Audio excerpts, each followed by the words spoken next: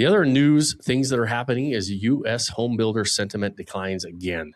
As of April 2026, overall builder confidence fell again, signaling broadly negative sentiment about the new single-family home market. Sales expectations for the next 6 months dropped 7 points. Buyer traffic fell 3 points. Survey reports 36% of builders cut prices in April. And so does this mean opportunity or risk? And so this is just a broader look at what's been going on in the residential real estate market. And we've got a couple unfortunate things that have happened since the Great Recession. And one of them is that there was a huge departure out of home building, and subcontractors and builders, especially the smaller builders, got out of the game in the Great Recession. In that 2008 slide, we started, and then that started this massive gap between supply and demand. And so it's like very universally accepted, doesn't matter what articles you're reading, there's a massive supply gap when it comes to residential single family homes in the US. Depending on the report you're reading, it's anywhere from about $6 to $10 million homes short. Currently, the US home builders can only build about 1.2 million homes. So it's going to be really, really hard for them to catch up. What this does is put artificial pressure on prices, not artificial, real pressure on prices, because supply and demand, right? So it keeps prices high, inventory low. And now we have an environment where the buyers are very hesitant. And so what we have in the US right now is we don't have a lot of the mom and pop builders that we used to have pre-recession, pre-2008, right? And so we have these massive national builders. And when these national builders say, hey, listen, they control they really control the majority of the lots, the majority of the land. And so you don't have the mom and pop builders that are incentivized to start to go build these affordable homes, bring up our inventory, bring prices down, give us some options. And when the big builders start to say, we're going to not build right now because we're having to cut prices and we'll just sit on stuff, right? They can afford to do that.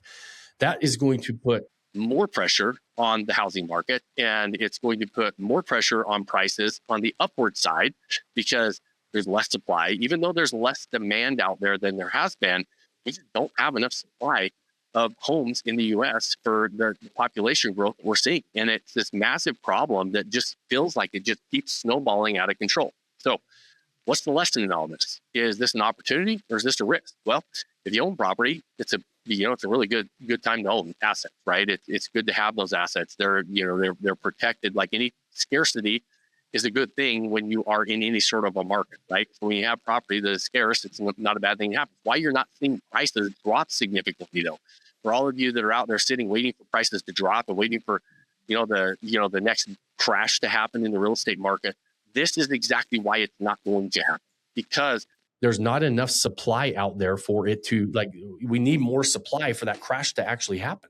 And so even though buyers are, we had a couple episode or two ago, or, a few episodes ago where we were talking about only there's 8 or 17% of people think it's a good time to buy right now. That means 83% of the US population thinks now's a bad time to buy, right? And so it's very, very interesting because I'm part of that 17%. In fact, if I could say I'm on the real strong side of the 17% of this is a really good time to buy.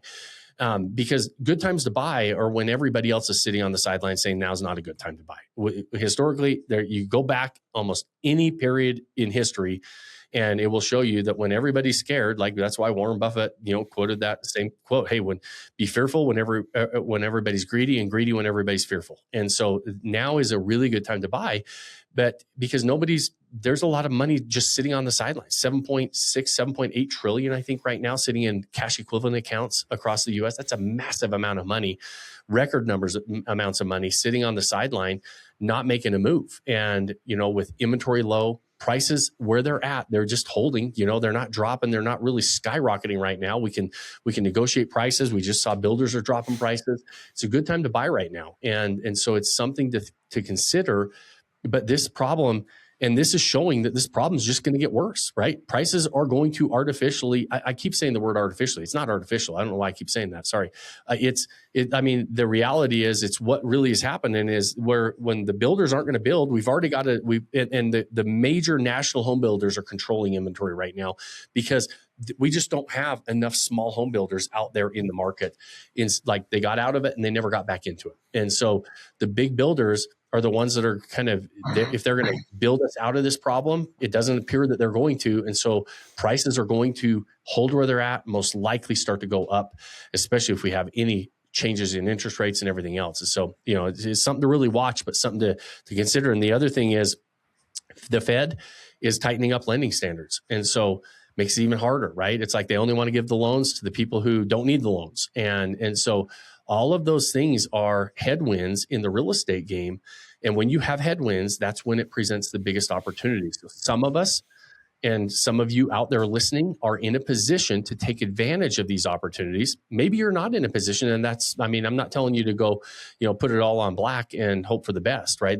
There are headwinds that you have to be able to navigate for a minute, but there's also some really good opportunities on the back end with the short-term rental side. But when it comes to inventory, it being a buyer's market, even with short inventory, prices aren't going to skyrocket down or drop out of the bottom like a lot of people are waiting for them to happen. I just don't think, that it's, economically, there's just basic economics. Supply and demand is not going to allow that. And so, but if you can go negotiate some price cuts and negotiate some terms, if you are able to get a loan, even though they're tightening up the credit out there, which again is just gonna make the problem a little bit worse, in my opinion.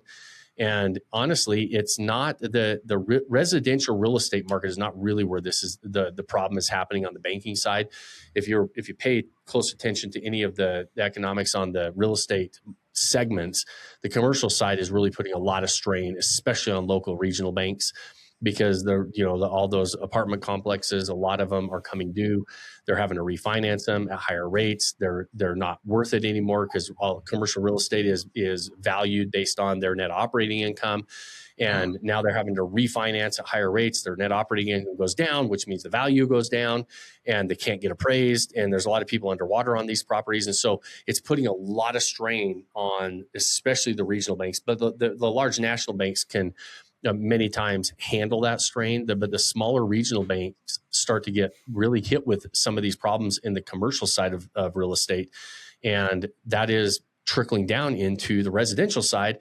So they tighten up, they don't want to give loans out. And so there's, when they talk about the K-shaped economy, and if you know anything about what that is, there's a part of the economy that's really, able to take advantage of a lot of these things right now. If you are part of that, in my opinion, you should be doing it, right? Don't feel bad if you're in a position to take advantage of the things that are out there, because there's many people who aren't in a position to do that. And it's unfortunate for sure.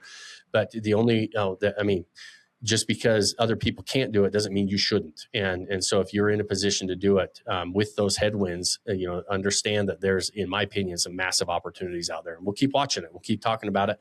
But there's, like we talked about, we won't dive into the full details, but you're looking at two different economies.